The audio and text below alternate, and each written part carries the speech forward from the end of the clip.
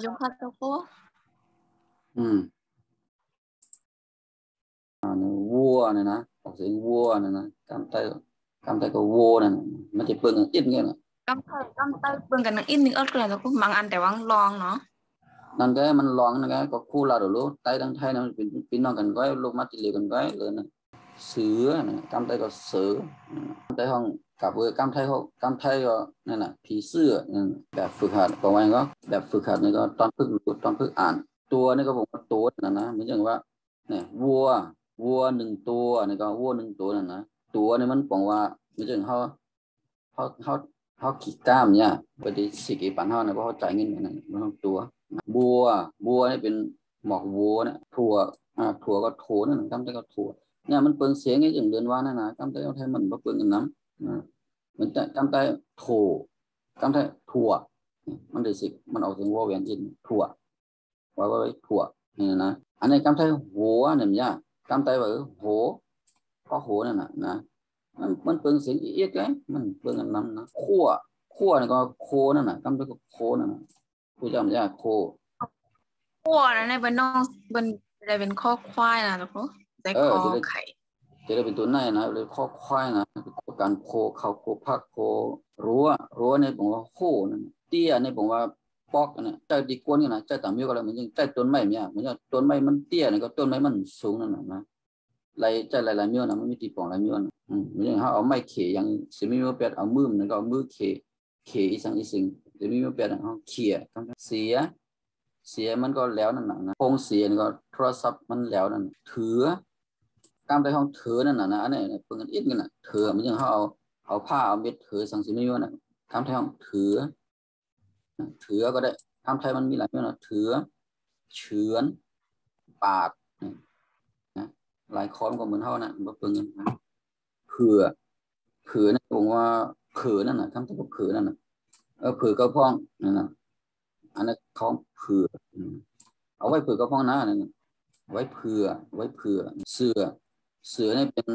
พุกเนี่ยพุกผู้จำเนี่ยพุกอันเป็นเสือนอนน่ะผู้จำเนี่ยเสื้อก็เสือนั่นน่ะคำไทยของเสือคำไทยเป็นจำตัดเสื้อเชื่อนี่ก็ยุ่มเนื้อนี่ก็เนื้อ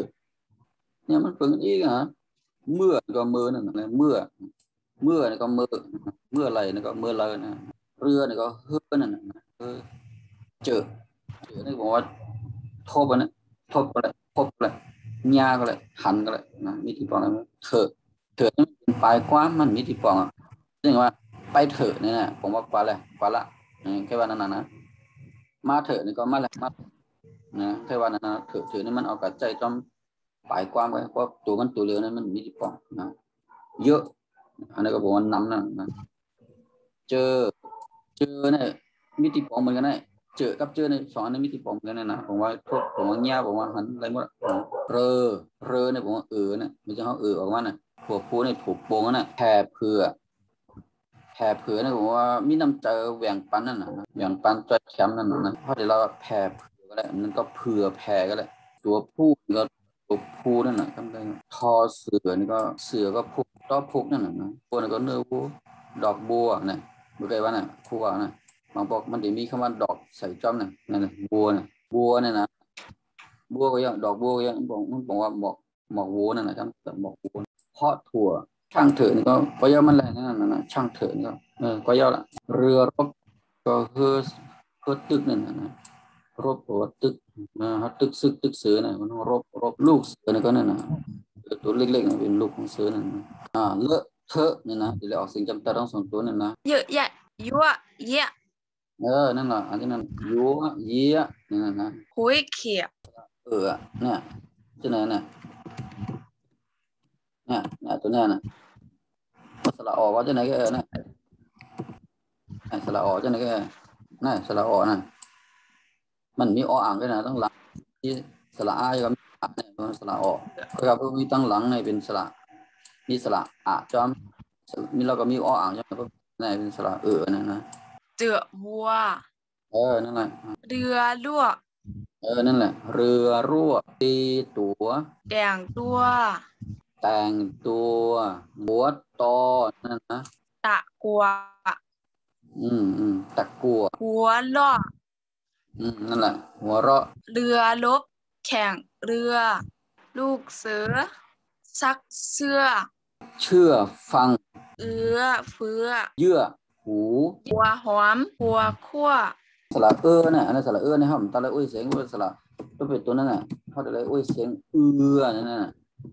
ในตัวเป็นตัวนั้นน่ะนี่นละกันน่ะนั่นนั่นมะเขือนั่นแหละที่นั่นน่ะเป็นเสียงกลางกันก็เอาสระอุไม่ใช่นะมันเป็นเสียงเหมือนที่เป็นเสียงยักษ์นะใช่ป่ะ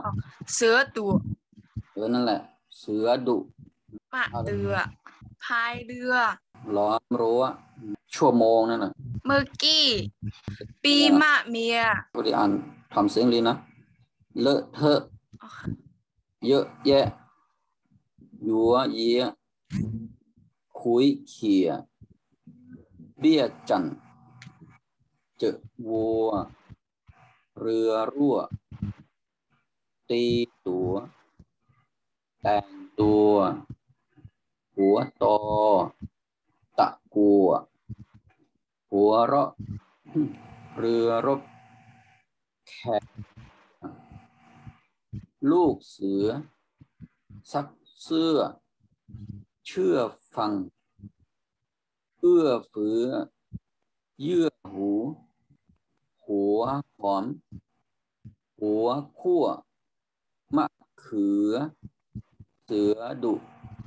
มะเดือพายเรือล้อมรั้วชั่วโมงเมื่อกี้ปีมะเมียตัวเหลืองพวกพูดไม่รับเธอในบอกว่าเป็นท่องว่าเหือมันจังว่าโกนั่นน่ะว่าเหือจะพูดโกนั่นน่ะโกแบบมือมุดมันโกน่ะเลิกเธอไปหมดเลยนะก็มันโกซึ่งว่านั่นแย่น้ำคุยกับผมว่ากุ้ยเนี่ยเขียกับผมว่าเขนั่นน่ะคุยเขียนี่ก็กุ้ยเขนั่นเจอก็เงาโอนั่นน่ะเจอก็ผมว่าพบผมเงาของมันได้หมดนะเรือรั่วนี่ก็มันโฮนั่นน่ะตีตัวนี่ก็ซื้อตัวนั่นน่ะซื้อเหมือนอย่างเขาซื้อตัวกาตัววินนี่น่ะตัวยัดท่าน่ะตีตัวนั่นเราซื้อก็เลยซื้อตัวก็เลยตีตัวก็เลยอะไรมั้ยแต่งตัวนี่ก็บอกว่ายังแต่งตัวบอกว่ายังบอกว่าให้ทางที่ห้างก็แหละนุ่งเล่งก็แหละนะแต่งตัวเนี่ยผมว่าใส่ใส่เล่งนั่นน่ะนะนุ่งเล่งนะที่ห้างที่พังเท่านั้นหัวโตนี่ก็หัวโตนั่นนะตะกัวอันนี้จื้นนั่นน่ะตะกัวเนี่ยผมว่าจื้นหัวเราะก็โหนั่นนะเรือรบก็เฮือตึกแข่งเรือก็แข่งเฮือนั่นลูกเสือนี่ก็เป็นลูกของเสือนั่นน่ะซักเสือนะว่าคนน้ำใต้เนี่ยเชื่อฟังแล้วก็ถ่อมนั่นถ่อมความนะเอื้อเฟื้อก็ผมว่ามีน้ำใจนะตัวนั้นก็ผมว่ามีน้ำใจเอื้อเฟื้อก็ย่อเอื้อแผ่ก็ย่อแผ่เผื่อก็นะที่ฟ้องบนกันนะผมว่ามีน้ำใจเอื้อหูข้างบีนั่นน่ะหัวหอมแล้วก็อันนี้ไม่มีตีปองอะไรไม่อันเรือนว่ามากมันก็เจอมันมีตีปองอะไรไม่นะก็หูเขามันหอมเลยมันก็ผมว่าบีก็แล้วนะหอมเลยผมว่าเขาบีเนี่ยหอมเลยผมว่าเขาบีเนี่ยเขามีแรงนะหอมในผักหมี่แรงก็เป็นผักหมี่ฮอตในของกระเทียมนั่นจ้ะมะเขือในหูจ้ะมะเขือเสือให้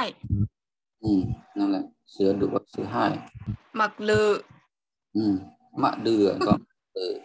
พายเฮือ